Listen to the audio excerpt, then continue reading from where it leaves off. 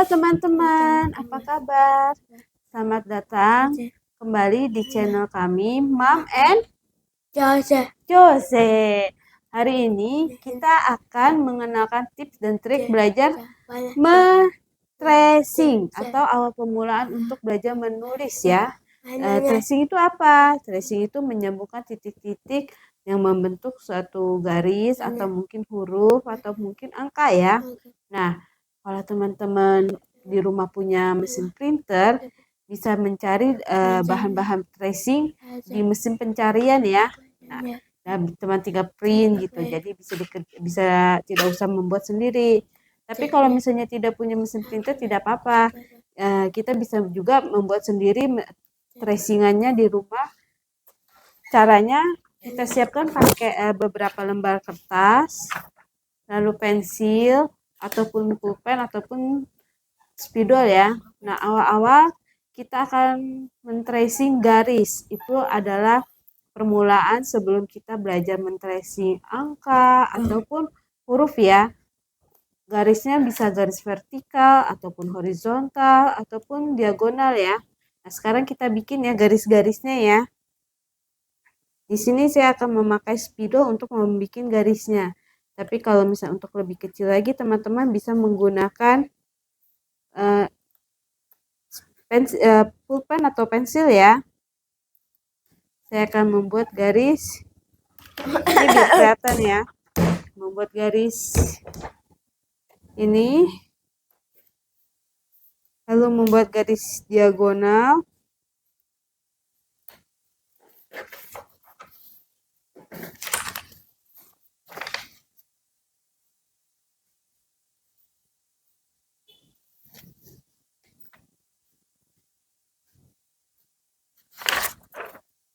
Dan satu lagi ya, garisnya.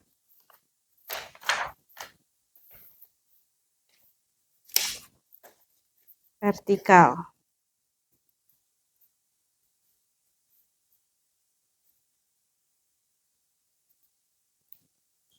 Nah, seperti ini ya.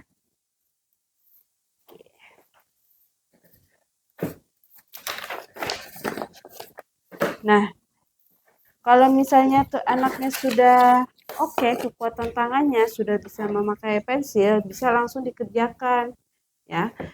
Bagaimana kita tahunya kalau misalnya anak mengerjakannya hasilnya tuh tebal atau tidak terlalu tipis gitu, berarti kekuatan tangannya sudah cukup oke ya. Tapi kalau misalnya untuk anak yang kekuatan tangannya belum cukup oke ataupun yang baru belajar menulis ya, kita bisa memakai ini spidol dan plastik file. Nah, kertas yang tadi sudah kita buat polanya, kita masukkan ke dalam plastik file ini.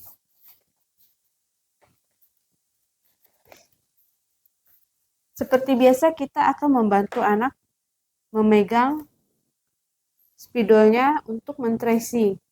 Teman-teman, awalnya biasanya anak memegang spidol atau pensil akan dengan cara begini, digenggam.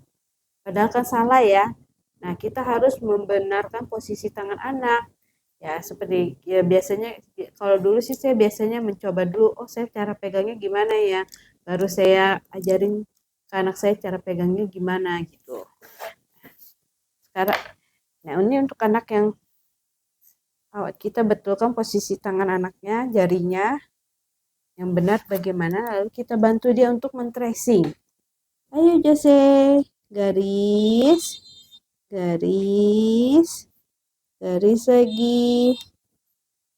lagi pelan-pelan, garis, lalu garis, yeay, seperti itu ya teman-teman ya.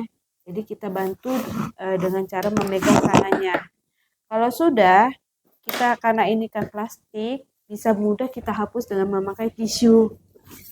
Nah, jadi kan nggak usah buang-buang kertas untuk membuat pola lagi, untuk menulis lagi ya.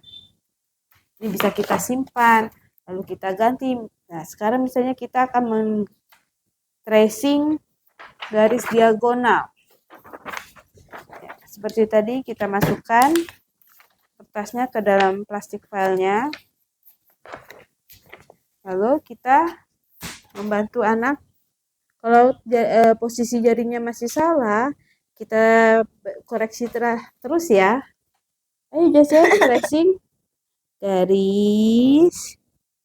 Garis. Ayo terus lagi bikin. Garis. Garis. Garis. Garis. Garis. Garis. Yeay. Joseph bisa. Ya. Bisa dong.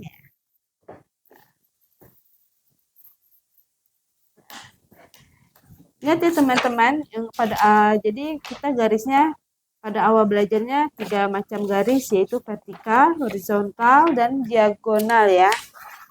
Itu awal-awal belajar dulu. Kalau anak sudah cukup baik, bisa kita variasikan garis-garisnya ya.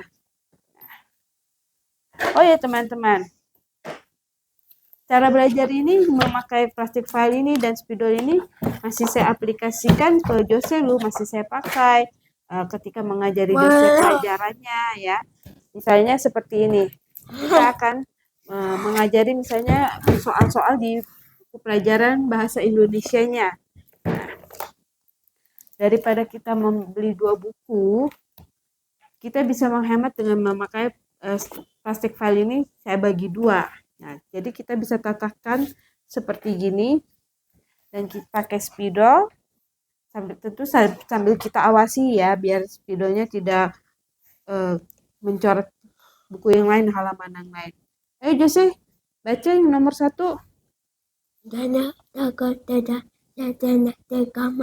Indra takut tidur sendiri di kamar. Lawan kata takut adalah berani. Ya, berani. Yeay.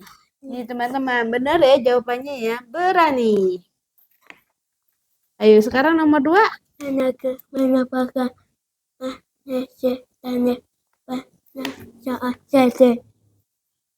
Menangis merupakan ekspresi dari perasaan sedih. Yeay. Jadi seperti itu teman-teman. Sampai sekarang pun cara ini saya masih pakai ketika mengajari Jose belajar di rumah gitu. Jadi kan tidak usah buang-buang kertas ataupun tidak usah beli buku dua ataupun mengotori lalu buku yang ini kalau misalnya belum diajarkan oleh gurunya ya. Jadi kalau kita buat belajar di rumah bisa pakai cara ini juga ya. Nah, teman-teman, demikianlah cara teman-teman ada nggak yang merasa anaknya kok sekarang nggak begitu mau menulis ya atau mencoret-coret atau memegang pensil ya. Nah, karena anak-anak itu awalnya ternyata lebih suka untuk menulis atau mencoret-coret di tempat yang besar. Kayak Jose dulu juga begitu. Akhirnya saya biarkan dia mencoret-coret tembok di kamar. Terus lama-lama dia akan mencoret-coret lantai, terus mencoret-coret ke badannya, baru mencoret-coret ke buku.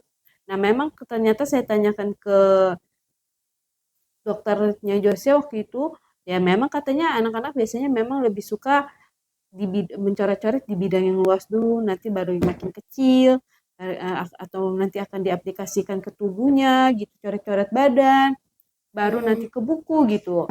Jadi mungkin awal-awalnya kalau misalnya teman-teman punya papan tulis di rumah, mungkin bisa ya suruh mereka mencoret-coret di papan tulis dulu atau ke buku gambar yang besar, lalu baru kita memperkecil untuk supaya anak mau memegang pensil ya. Nah, tips saya hari ini teman-teman, waktu itu pernah Jose dapat PR dari terapisnya tuh, jadi gini, ya mandi harus menggunakan spons. Jadi kita sponsnya pun harus 3 macam, yang lembut, setengah kasar, dan kasar. Itu fungsinya untuk melatih taktilnya anak gitu. Jadi kayak dia mandi harus pakai spons yang lembut, terus selalu diganti ke yang sedang, yang agak kasar, lalu sampai yang kasar ya. Katanya itu baik untuk melatih taktilnya anak. Mungkin bisa dicoba ya teman-teman di rumah. Waktu itu sih Joseph pernah coba juga sih ya teman-teman. Terima kasih ya, cukup sekian video hari ini. Jangan lupa like, share, and subscribe ya teman-teman. Bye-bye.